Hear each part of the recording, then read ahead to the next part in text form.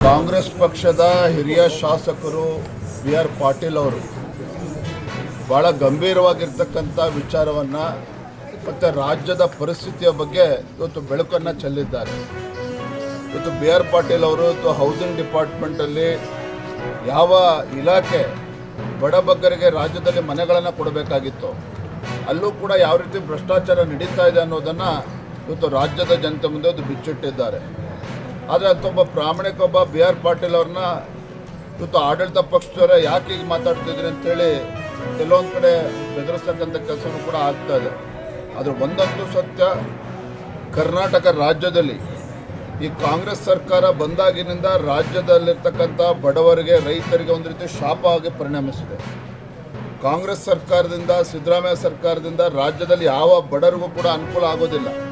ಹಿಂದೆ ಯಡಿಯೂರಪ್ಪ ಮುಖ್ಯಮಂತ್ರಿಗಳಿದ್ದಾಗ ಇವತ್ತು ಅನೇಕ ಬಡವರ ಪರವಾಗಿರ್ತಕ್ಕಂಥ ಯೋಜನೆಗಳು, ಮನೆಗಳನ್ನು ಕೊಟ್ಟಿದ್ರು.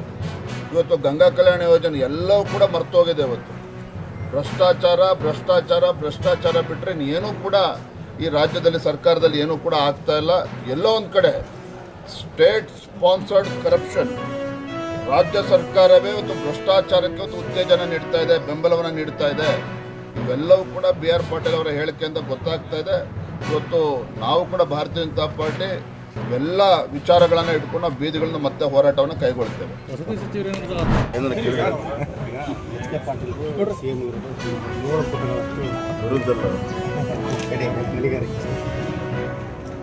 ಎಚ್ ಕೆ ಪಾಟೀಲ್ರು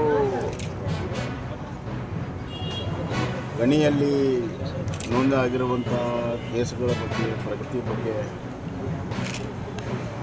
90% ಕೇಸುಗಳು ಇತ್ಯರ್ಥ ಆಗಿಲ್ಲ ಅನ್ನುವಂಥ ಅತ್ಯಂತ ಮಹತ್ವದ ವಿಚಾರವನ್ನು ತಂದಿದ್ದಾರೆ.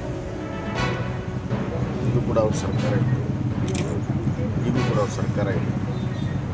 ಈಗ ಮುಖ್ಯಮಂತ್ರಿಗಳು ಎಚ್ ಕೆ ಪಾಟೀಲ್ರು ಎತ್ತಿರುವಂಥ ವಿಚಾರಕ್ಕೆ ಯಾವ ರೀತಿ ಸ್ಪಂದನೆ ಮಾಡ್ತಾರೆ ಅನ್ನುವಂಥ ಪ್ರಶ್ನೆ ಕರ್ನಾಟಕದಲ್ಲಿ ಯಾವುದೇ ಸಚಿವ ಸಂಪುಟದ ಸದಸ್ಯರು ಗಂಭೀರವಾದ ವಿಚಾರವನ್ನು ಎತ್ತಿದ್ದಾರೆ.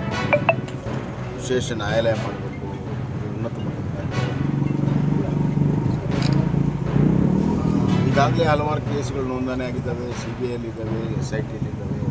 SIT ಆಫೀಸರ್ಸ್ ಮೇಲೇ ಭಾಳಷ್ಟು ಸಂಶಯಾತ್ಮಕವಾಗಿರುವಂಥ ಆರೋಪಗಳು ಬಂದಿವೆ. SIT ಮುಖ್ಯಸ್ಥರ ಮೇಲೇ ಆರೋಪಗಳು ಬಂದಿವೆ. ಇನ್ನು ಯಾವ ರೀತಿ ತನಿಖೆ ಮಾಡ್ತಾರೆ ನೋಡೋಣ. 321 ನಿಮಿಷ ನಾನು ಎಚ್ ಕೆ ಪಾಟೀಲ್ ಕೇಳಕ್ಕೆ ಇಚ್ಛಪಡ್ತೀನಿ. 2017-18 ಪೂರ್ವದ ಕೇಸ್ಗಳ ಬಗ್ಗೆ ಚರ್ಚೆ ಮಾಡಿದ್ದಾರೆ. ಸನ್ಮಾನ್ಯ ಸಿದ್ದರಾಮಯ್ಯ ಅವರು ಮುಖ್ಯಮಂತ್ರಿ ಇದ್ದಾಗ ಇಡೀ ದೇಶದಲ್ಲಿ ಮೈನ್ಸ್ಗಳನ್ನು ಈ ಹರಾಜು ಮಾಡಬೇಕು ಅಂತ ಹೇಳಿ ನಿರ್ಣಯ, ಕೇಂದ್ರ ಸರ್ಕಾರ ಕಾನೂನನ್ನು ಬದಲಾವಣೆ ಮಾಡಿದೆ. ಕೇಂದ್ರ ಸರ್ಕಾರ ಕಾನೂನನ್ನು ಜಾರಿ ಮಾಡುವ ಹಿಂದಿನ ದಿವಸ ಕರ್ನಾಟಕ ರಾಜ್ಯದಲ್ಲಿ ಹಲವಾರು ಮೈನಿಂಗ್ ಲೀಸನ್ನು ರಿನ್ಯೂವಲ್ ಮಾಡಿ, ನಾಳೆ ಕಾನೂನು ಬದಲಾವಣೆ ಆಗುತ್ತೆ, ಹರಾಜು ಮೇಲೆ ಮಾಡಬೇಕನ್ನುವಂಥ ಹಿಂದಿನ ದಿವಸ ಸರ್ಕಾರ ತಮ್ಮ ಬೇಕಾದವ್ರಿಗೆ ಲೀಸನ್ನು ರಿನ್ಯೂ ಮಾಡಿದೆ. ಅದನ್ನು ಕೂಡ ತನಿಖೆಗೆ ಮಾಡಕ್ಕೆ ಹೋಗ್ತಾರಾ ಎಚ್ ಕೆ ಪಾಟೀಲ್ ಹೇಳ್ತೀನಿ. ಹಣ ಕೊಟ್ಟರೆ ಮಣಿ ಅನ್ನುವಂಥದ್ದು ಆಡಿಯೋ ಬಿ ಆರ್ ಪಾಟೀಲ್